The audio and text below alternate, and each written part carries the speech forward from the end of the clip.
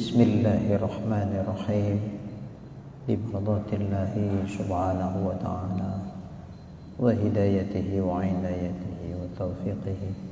Summa ila hadratin nabiyyil mustafa Muhammadir Rasulillah sallallahu alaihi wasallam wa ala alihi wa ashabihi wa azwajihi wa ahli baitihi ajma'in. Summa ila jami'i masyayikhina wa asatidina wa mursyidina, summa liwalidayna khususan limu'allifi hadzal kitab. Al-Fatihah.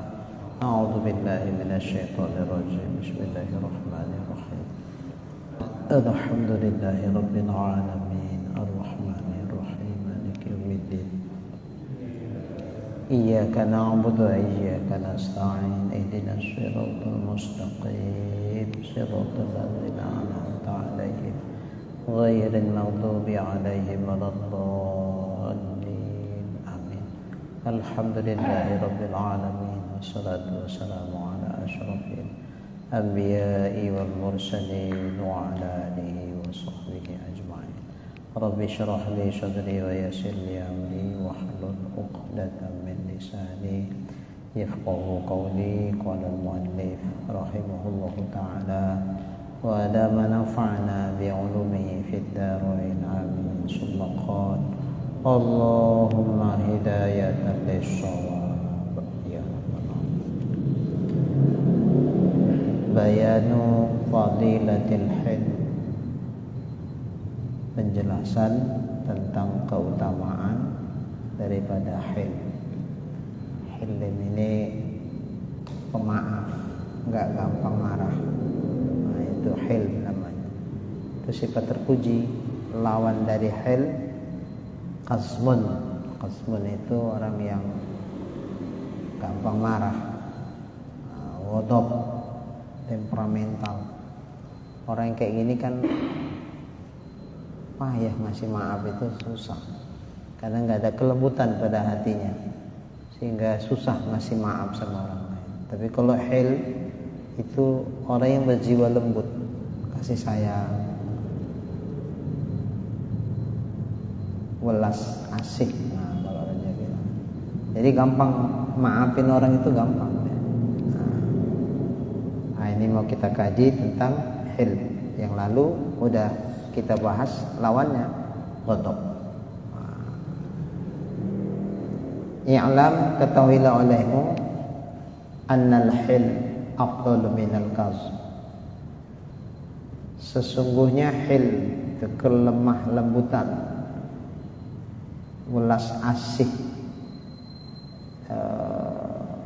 pemaaf, lembut hati, itu afdal, lebih afdal dari qazmun.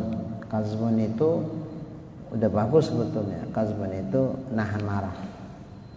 Nah, artinya enggak balas gitu. Kalau ada sesuatu enggak langsung refleks balas gitu. Sanggup dia nahan emosinya. Tapi hilm itu lebih afdal dari qazmun. Kalau qazmun itu riaknya masih ada, cuma ditahan, enggak keluar. Kalau hilm sama sekali enggak ngaruh di sini. Di sininya tetap tenang dia. Makanya mukanya senyum aja. Di sininya karena udah tenang. Kalau qazmun itu di sininya gemuruh, cuman enggak keluar. Nah, enggak keluar dia. Enggak sampai bereaksi menimbulkan penzoliman ke orang lain.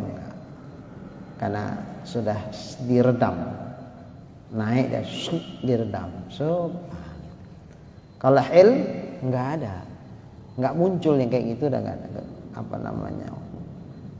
amarahnya itu enggak muncul ya. Karena kelembutan itu tadi sudah. Nah, Nabi itu hilm orang. Nabi marah itu kalau urusan agama dipermainkan, direndahkan. Nah, situ Nabi marah. Kalau Nabi marah itu enggak urusan pribadi, urusan agama. Kalau urusan pribadi Nabi lebih banyak hilm. Bayangkan Nabi itu punya rida gitu.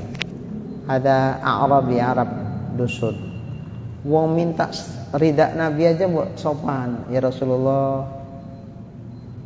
jika berkenan saya boleh minta ridaknya. Dikasih tuh sama Nabi. Ini nggak main selentap aja lagi dipakai di leher gini, serot sampai tercekek leher Nabi. Ya Rasulullah, ini untuk aku aja ya. Kalau bahasa kita gitu.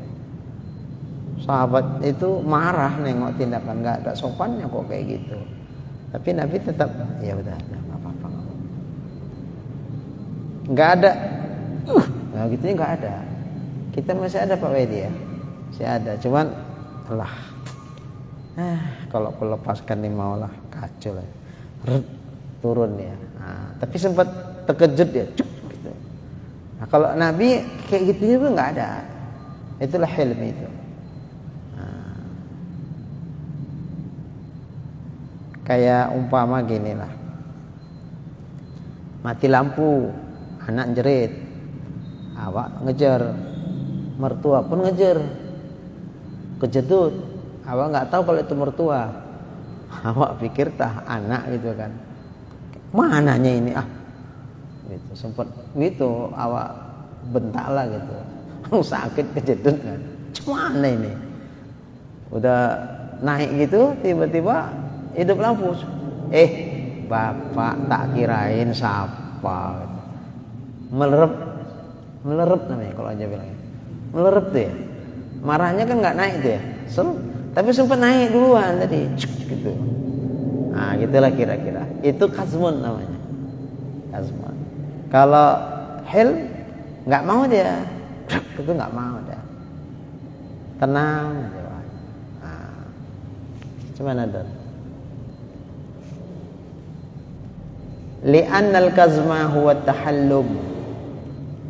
Kalau kazmun itu tahallum. Makna tahallum itu diusahakan untuk lembut gitu. Masih proses, belum jadi karakter. Kelembutan hatinya itu belum jadi karakter, masih proses untuk jadi lembut gitu. Ya makanya masih mau itu masih mau dia. Cuman nggak sampai keluar membahayakan orang lain, nggak. Wa takalluful hilm, takalluf itu memberatkan dirinya untuk bersifat hilm. Masih apalah, terasa perjuangan untuk bisa jadi hilm itu, untuk jadi lembut itu masih butuh proses, butuh perjuangan gitu.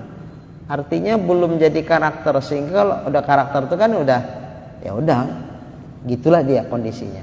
Kalau ini dikondisikan, dia dikondisikan hati itu untuk lembut, gampang maafin orang, nggak gampang marah, masih dikondisikan takalluf, diberatkan dia untuk, diusahakan dia untuk macam mana kau bisa jangan naik gitu. Tapi kalau hil at-tabi'i, kelembutan yang tabi'i, yang sudah jadi karakter, dilalatu kamalil akal, itu sebagai tanda kesempurnaan akal. Makanya kalau orang sudah marah itu akalnya nggak berfungsi. Makanya ngomongnya coba lah tengok, udah marah, kalaupun dia ustadz, hilang ustadznya. Kalaupun dia haji, hilang hajinya. Gitu. Jadi nggak nampak gitu. Kenapa? Ya itu tadi, karena amarahnya itu. Jadi akalnya tertutup.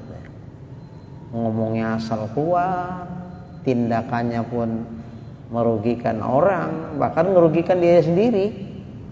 Contoh, begitu marah, tumbuknya pintu jebol, pintunya jebol, ya tangannya berdarah, ngobati tangan, betuli pintu yang jebol, kan rugi itu kan. Sekedar melampiaskan marah sesaat aja, gitu, ya rugi. Kalau ibarat anak pucat-pucat mukanya, jiwanya jadi penakut nengok bapaknya kayak singa gitu. Nah, kalau ngamuk kayak gitu. Nah, makanya ya janganlah. Ya.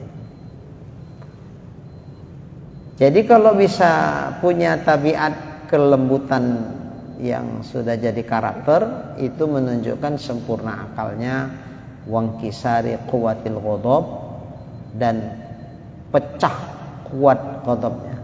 Ingkisar, pecah dia apa? Hilang. Nah, enggak, ibarat darah enggak menggumpal lagi, udah cair, ser gitu. Jadi hilang, kekuatan marahnya itu hilang. Yang membeku jadi mencair. Tahta siasatil akal, di bawah kendali akal. Nah, di bawah kendali akal. Jadi akalnya tetap berfungsi. Hati-hati, ini bahaya. Jangan sampai seperti itu. Nanti akibatnya akan seperti ini. Kalau akalnya yang di bawah, marahnya di atas, akal tuh nggak sempat lagi mikir gitu. Tadi sore ada pengajian di rumah pada asar. Kami lagi ngaji, ada entah siapa saya pun nggak kenal, dari Medan katanya datang. Assalamualaikum, waalaikumsalam. Saya mau jumpa sama ini Ustadz Supriyadi. Pak di situ. Oh iya, saya ada perlu, kira-kira ada perlu Ustaz, mau ditanyakan. Oh, lama, sekitar 15-an menit gitulah Pak Ustaz. Bisa sabar, nunggu siap kami ngaji dulu ya. Iya, dah nunggulah dia. Ya biasanya ngajinya mau dekat azan baru habis, tapi karena dia jauh-jauh, kasihan, jauh-jauh datang, tiba-tiba aduh kami ngaji nggak bisa, balik lagi. Belum tentu dia balik, saya pun ada waktu lagi kan. Jadi oh ya. Habis ngaji dulu ya. Ya udah siap. Apa kira-kira mau dipertanyakan?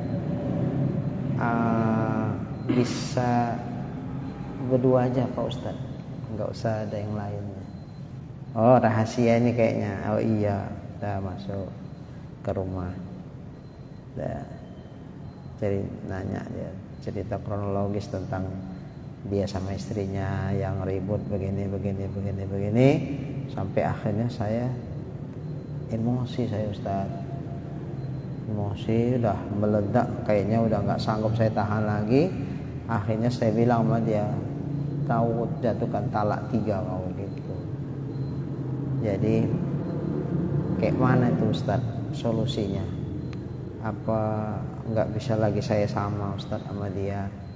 Saya masih cinta sama dia Ustaz, dan saya pun sayang sama anak-anak.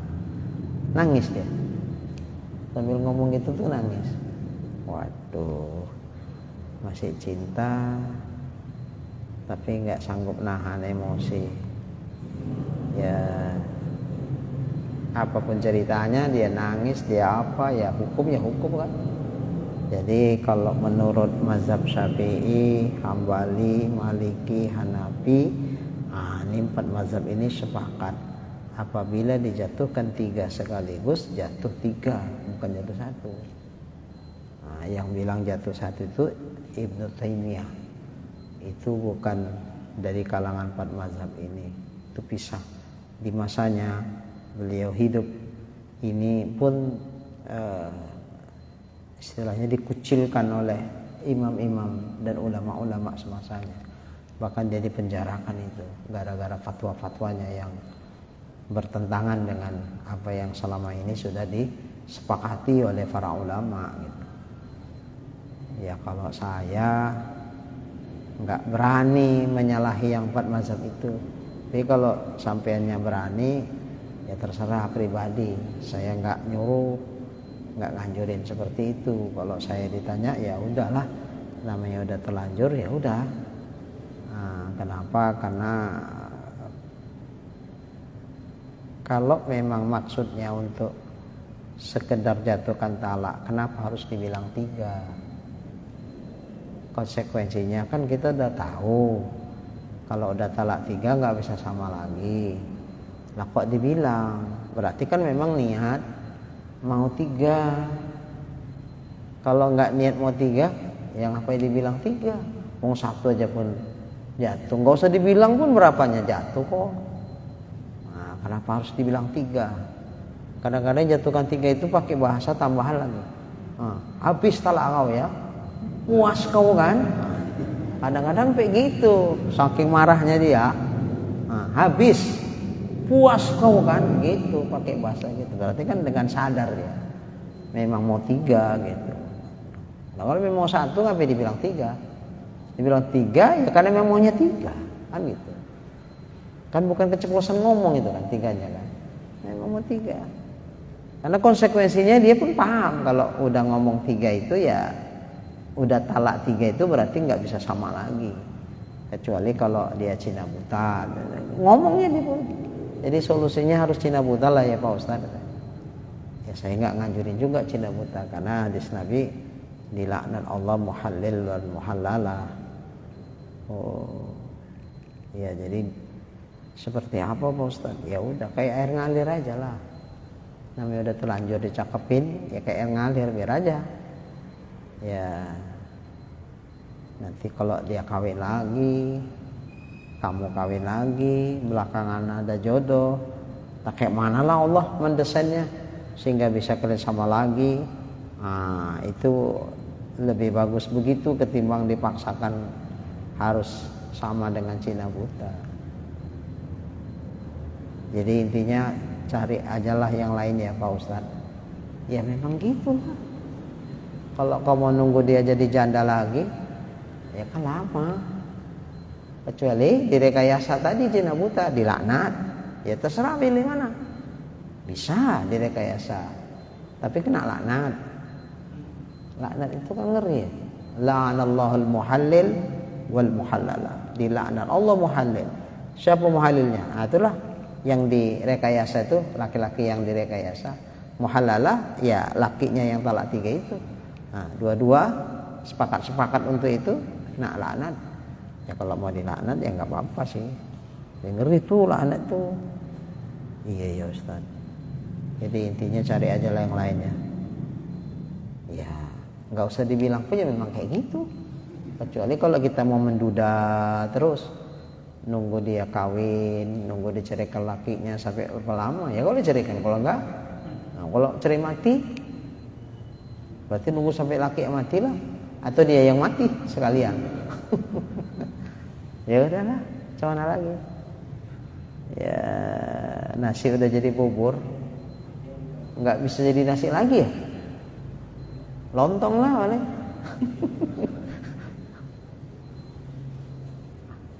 Gitulah Pak Ustaz, makasih lah Pak Ustaz ya udah. Itu tadi. Maka saya bilang sama dia, dalam situasi kita marah, jangan dibuat satu kebijakan apapun. Karena kebijakan yang kita bikin, sebuah kebijakan yang kita bikin dalam kondisi marah, biasanya itu nanti nyesel. Jangan bikin keputusan apapun, nunggu tenang dulu. Udah tenang, udah marahnya udah hilang. Silakan mau ngapain? Apa yang baik untuk dilakukan? Kan udah jernih pikirannya. Kalau lagi marah pikirannya nggak jernih. Jatuhkan talak sampai 3. Ya udahlah, udah 3. Seperti itu. Makanya bahaya ini marah. Bahaya marah. Ya kadang alasan dia pun ada benarnya, tapi ya nggak harus 3. Istrinya, ya sebenarnya kita suami-suami ini salah juga. Istri kerja dikasih, konsekuensi dari kerja kan ya aturan perusahaan. Dia harus keluar kota, giginya 1:30 malam, dijemput sama laki-laki. Aku bilang tahu salah, biar aku ngantar, nggak usah lah bang, nanti abang repot. Biar nggak apa-apa lah aku. Aku tengok, masa aku biar kalah istriku jam 1:30 malam boncengan sama laki-laki lain. Di mana perasaan aku? Pasti cemburu lah aku. Ya itu tadi. Kalau memang nggak mau kayak gitu, jangan dikasih istri kerja. Kan istri nggak wajib kerja. Kita yang ngasih nafkah dia. Udah, kalau nggak kamu di rumah aja. Kalaupun kamu kerja yang sifatnya kerja rumahan. Nah, kerja rumahan.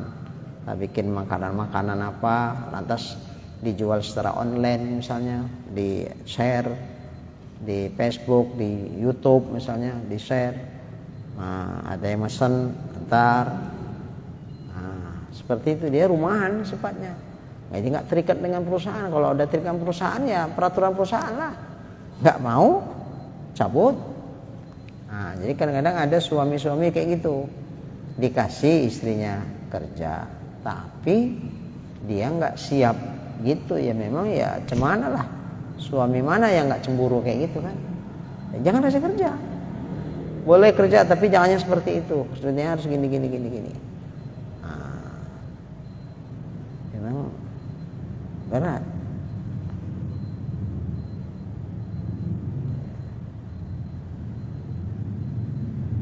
Ya banyak memang kita dapati pecah rumah tangga itu, istrinya kerja, kebablasan juga sih. Kadang-kadang kayak cewek-cewekan sama supervisornya. Supervisor itu ya, bosnya lah ya, atasannya ya. Kalau orang apa tuh mandornya lah kira-kira gitu ya. Nah, ya itulah. Nah kerjanya pula istrinya sales pula. Tahu lah sales. Sales itu kan pintar ngomong, pandai ngerayu.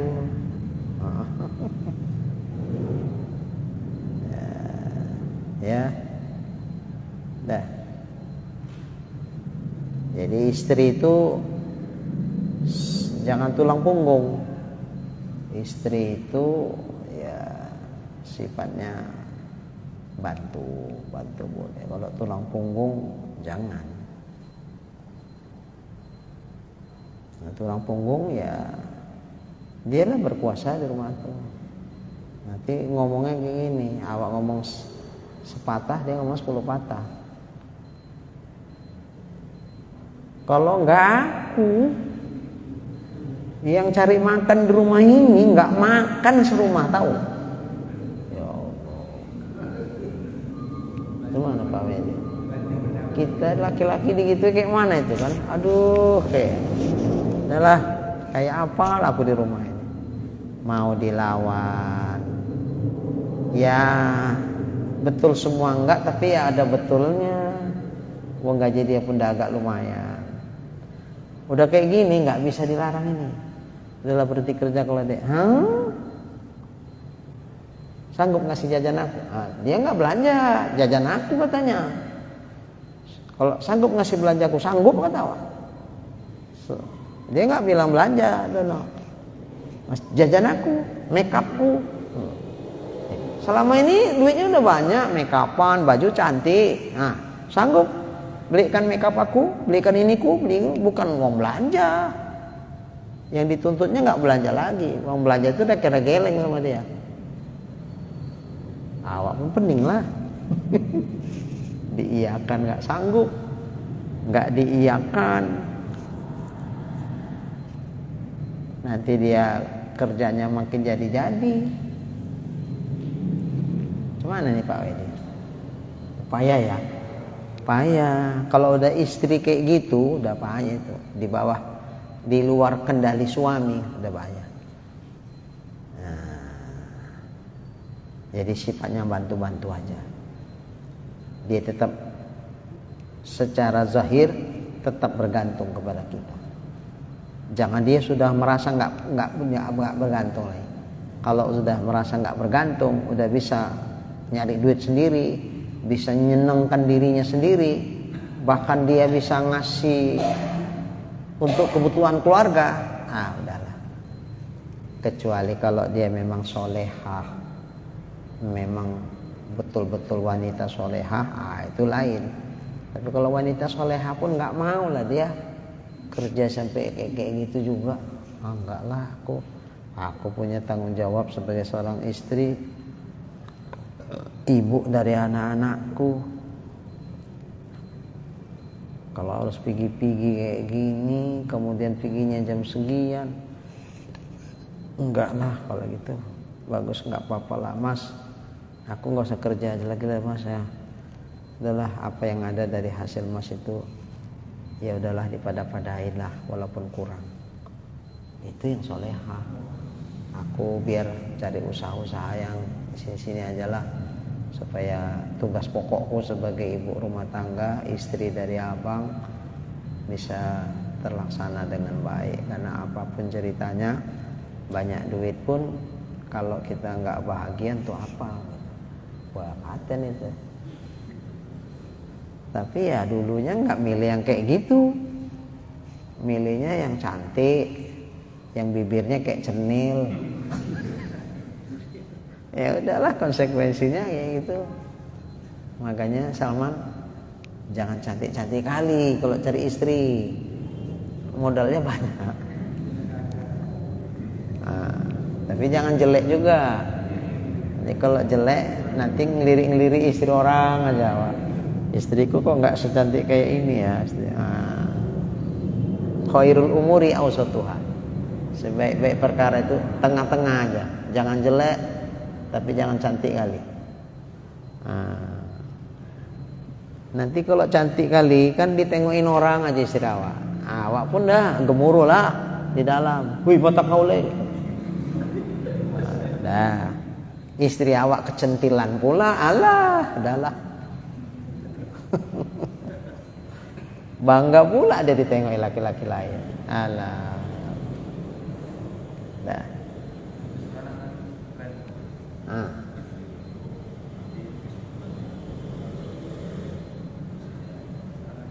Main musik, karaokean, iya, kumpul-kumpul makanya.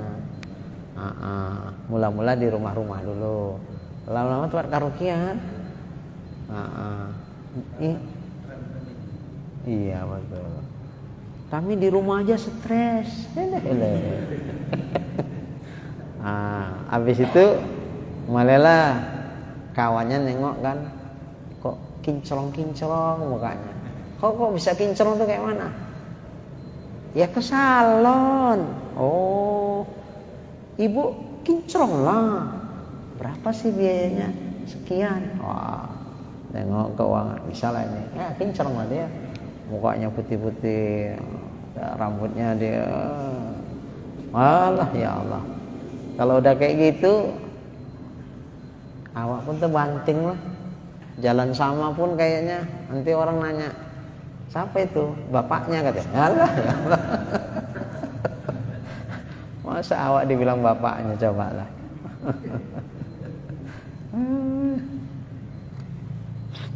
Awak nggak pandai, awak gayanya gini-gini aja, nggak pandai bergaya. Cuman apa ini? Tiap hari ngarit, cuman mau gaya ya kan? Ya udahlah apa adanya. Inilah kadang-kadang. Ya Allah. Mau gaya lembunya nggak makan. Terakhir tutup perusahaan. Ya Allah.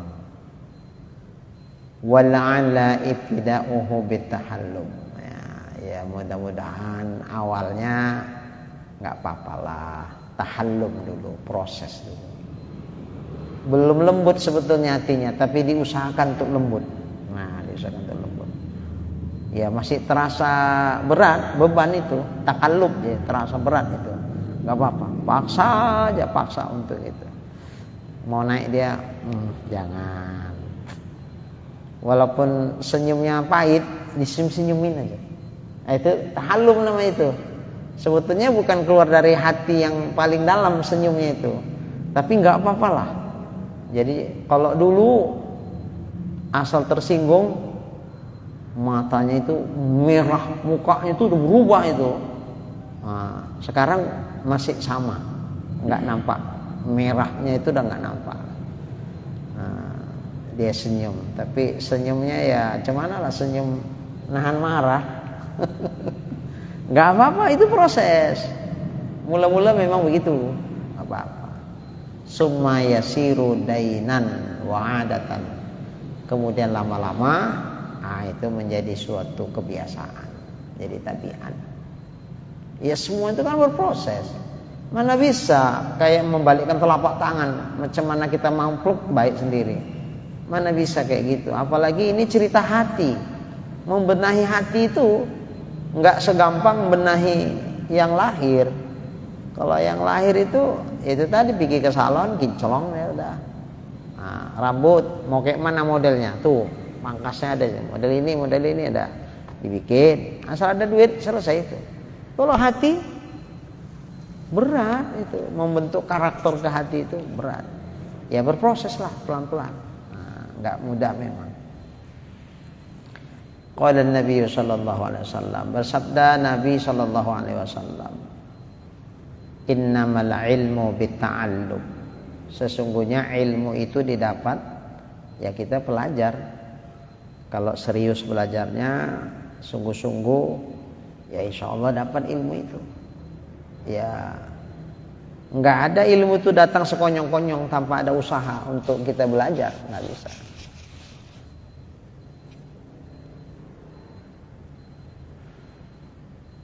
Wal hilmu bittahallum, punya karakter kelemah lembutan itu juga nggak bisa muncul sekonyong-konyong. Dia berproses. Prosesnya apa? Tahallum. Belajar untuk menjadikan hati itu menjadi lemah lembut. Seperti ilmu, belajar serius untuk akhirnya kita dapat ilmu. Begitu juga lah sifat hilm itu baru akan muncul adanya tahallum, adanya usaha kita untuk bagaimana hati itu supaya lembut.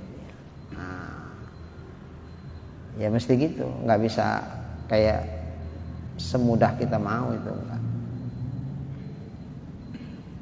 Macam belajar ini kan nggak bisa macam mana kita mau dalam seminggu udah tamat, udah jadi orang alim, bisa? Mana bisa? Di kitab Ta'lim Muta'allim itu kan salah satu syarat nuntut ilmu adalah apa itu nak? Tulus zaman, lama masanya. Nggak bisa sebentar. Ya pesantren kilat itu ya timbang jangan tidaknya itu. Namanya kilat ya, cemana lah orang kilat. Pesantren kilat di Ramadan dalam jangka waktu seminggu dibikin membentuk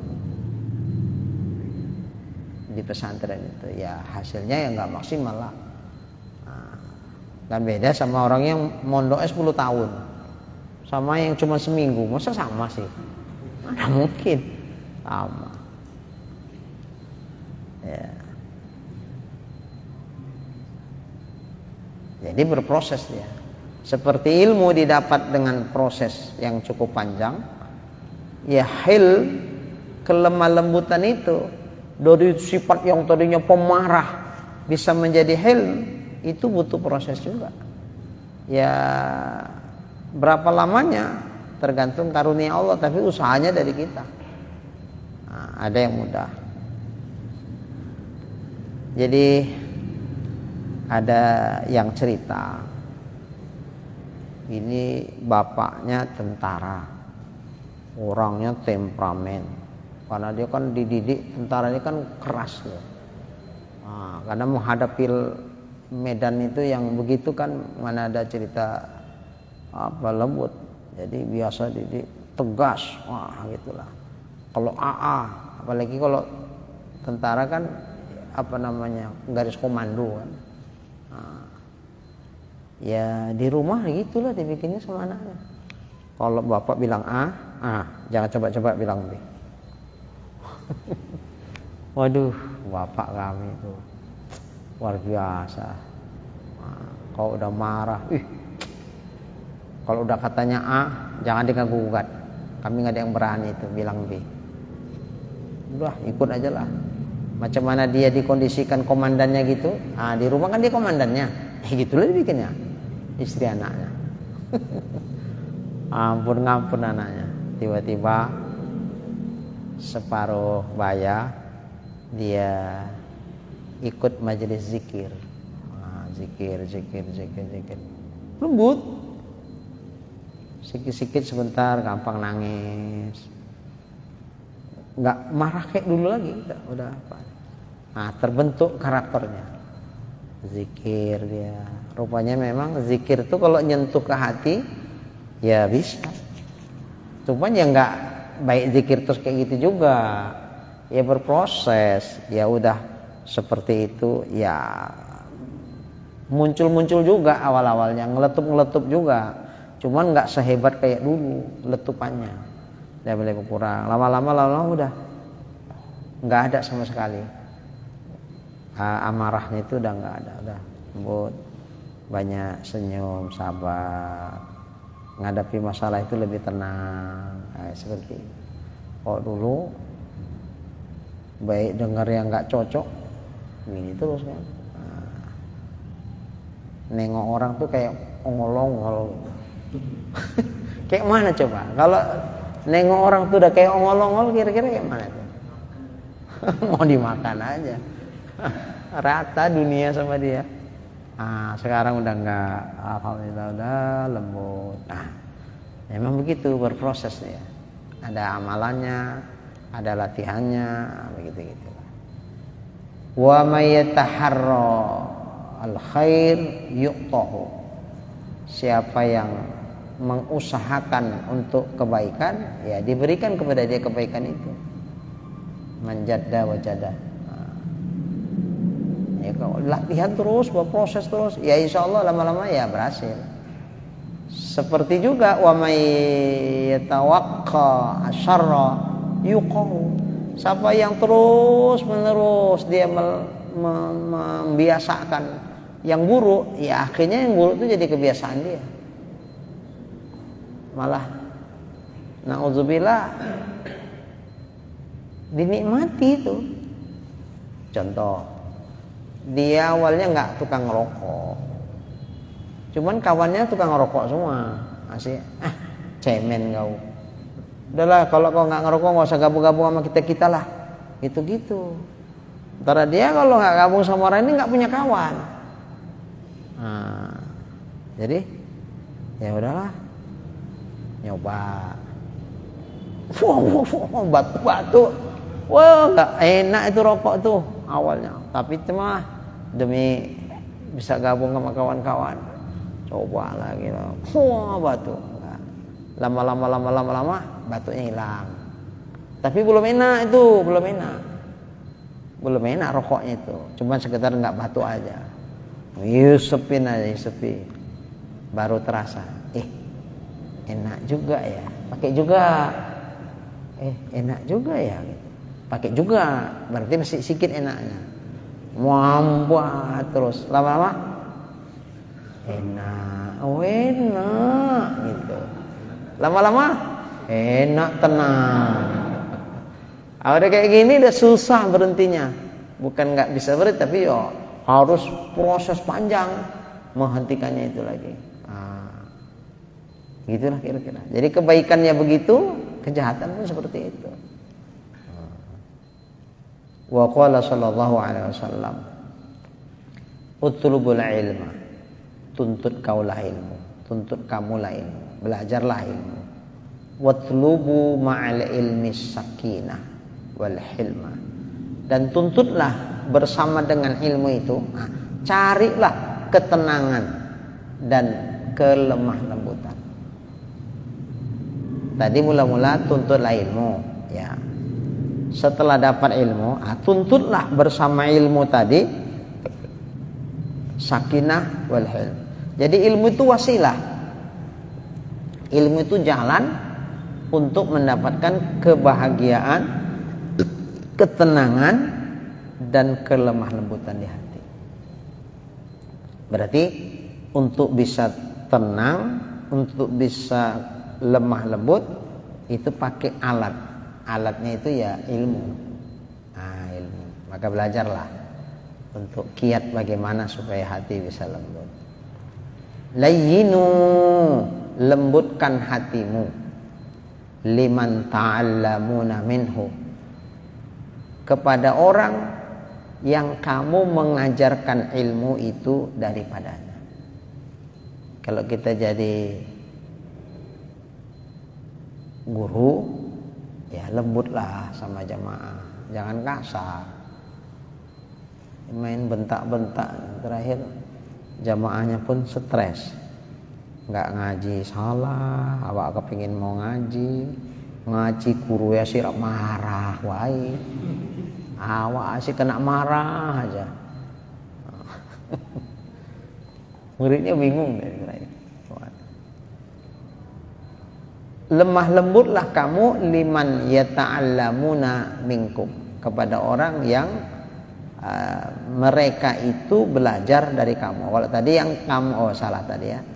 Lemah lembutlah kamu kepada orang yang kamu itu belajar dari dia. Maksudnya kalau kita jadi murid, sopan sama guru. Sopan sama guru. Jangan kasar. Ini nanya aja udah kasar. Nanya kayak ngetes-ngetes gitu. Itu gak sopan. Jadi ada adab. Ilmu didapat dengan kita belajar, tapi berkah ilmu didapat dengan kita berkhidmat, beradab, beretika kepada guru kita. Baru berkat ilmunya.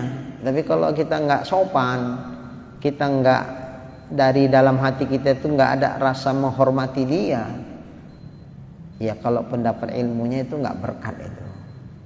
Kenapa? Karena dia nggak ridho sama kita. Jadi kalau dia guru kita itu ridho sama kita, ilmu yang kita dapat darinya insya Allah berkah. Cemana dia mau ridho? Dia nengok kita aja gondok aja, dengan perilaku kita, dengan sikap kita itu. Kadang-kadang ya inilah kita jadi guru ini punya gimana lah ya, di sabar-sabarilah. Ini pengalaman kita di lapangan. Kadang-kadang, tapi biasa mak-mak ini. Karakter mama lain-lain, bapak-bapak lain lagi. Pak Ustadz, izin nanya Pak Ustadz. Oh iya, awak pun serius lah. Kalau perlu awak gini lagi ngadepinnya. Ya nanya apa Bu? Gini. Oh udah, iya Pak Ustadz. Giliran awak jawab, lah cerita sampai sebelahnya, cobalah. Alah, apa nggak gondo awak nengok. Mau dimarahi, udah nggak pantas dimarahi umurnya. Mau dikasih tahu, takutnya nanti dia malu, jatuh air muka dia depan orang banyak. Nggak dikasih tahu, nggak ngerti. Mau saya kalau kayak gitu kawannya yang bilang, ibu ini nanya dijawab Ustadz tuh ibu cerita. Kita maunya nggak usah kita yang bilangi, orang lain gitu. Ya kalau kita yang bilangi, Bu, kayak mananya ibu? Tadi nanya, ibu nanya, saya perhatikan pertanyaan ibu supaya saya paham. Giliran saya jawab, ibu cerita, di mana perasaan ibu? Wis tua nggak ngerti tua nih. Besok nggak ngaji, yakin nggak datang tuh lagi. Nggak datang dia ngaji lagi kalau digituin. Ya udahlah, awak lah yang ngalah. Kadang-kadang saya suruh ibu. Gimana Bu? Kalau nanya kemari ya Bu, jangan sama kawannya gitu. Kalau nanya kemari, kok cerita-cerita orang tuh kan, Bu, nanyanya kemari, jangan ke kawannya. Kalau ke kawannya nanti ngajinya cuma dua-duaan aja. Kalau kemari ngajinya rame-rame, enak loh Bu, rame-rame ngajinya. Nah dia mulai tuh senyum-senyum, malu-malu hati kan disindir. Nah kalau bapak-bapak lain lagi. Model bapak-bapak ini, kalau ngaji mau deket ustadz, tapi ngerokoknya nggak berhenti. Maaf Pak Ustadz ya, saya kalau apa mesti ngerokok Pak Ustadz, kalau enggak ininya nggak main, nggak nyambung Pak Ustadz. Iyalah enak di kau, nggak enak di aku. Masa yang dari mulutmu awak sedot pakai hidung awak? Alah ya Allah. Pikir minta izin Pak Ustadz, saya ahli hisab, keluar. Minta izin Pak Ustadz, minta izin rokoknya. Ya Allah, mau dekat Ustadz tapi ngerokok, ya awak saya ngampun-ngampun. Itu kalau bapak-bapak kayak gitu. Ya macam-macam ya, alhamdulillah. Sabar. Macam-macam nih kalau jamaah ini karakternya. Nah, jadi kalau mau kita dapat ilmu yang bermanfaat, yang berkah, layyinu liman ta'allamuna minhu. Bersikap lemah lembutlah kamu kepada orang yang kamu itu belajar, nuntut ilmu dari dia gitu. Nah, jadi lemah lembutlah sama guru kita, itu intinya gitu. Waliman yata'allamuna minkum, dan juga bersikap lemah lembutlah kamu kepada orang yang mereka itu belajar dari kamu. Berarti sama murid, sama jamaah ya lemah lembut. Kalau tadi jamaah sama gurunya yang lemah lembut, ya gurunya seperti itu juga. Jangan main marah-marah gitu. Wala takunu min jababiratil ulama. Jangan kamu menjadi ulama yang gampang marah. Akibatnya fayaghliba jahlukum ilmakum. Maka mengalahkan kejahilanmu akan ilmumu. Jadi nggak nampak, ilmunya nggak nampak karena dia gampang emosi. Jadi ilmunya itu nggak nampak, lebih nampak kejahilannya. Nah, orang kan akhirnya wong alim kok gampang marah yo. Wong alim kok ngomongnya alim, ake ilmune. Lah kok nggak beda ambek awak yo. Kayak gampang marah. Nih awak ya wis lah. Tenenge wong pasaran. Masa ustad podo ambek awak. Kan gitu. Penilaian orang kan seperti itu. Jadi jatuh mur'ah dia sebagai seorang ustad. Inilah kalau bisa kata Nabi itu ya jangan kayak gitu. Itu ulama, orang yang berilmu itu dengan ilmunya itu dinaikkan Allah derajatnya tinggi. Yarfa'illahu alladzina amanu minkum walladzina utul ilma darajat. Allah mengangkatkan derajat orang yang beriman di antara kamu dan orang yang diberikan ilmu beberapa derajat. Kan situ. Kata Abdullah bin Abbas, Abdullah bin Abbas itu seorang ahli tafsir di mana? 70 derajat itu. 700 derajat, 700. Setiap satu derajatnya itu perjalanan antara langit dengan bumi.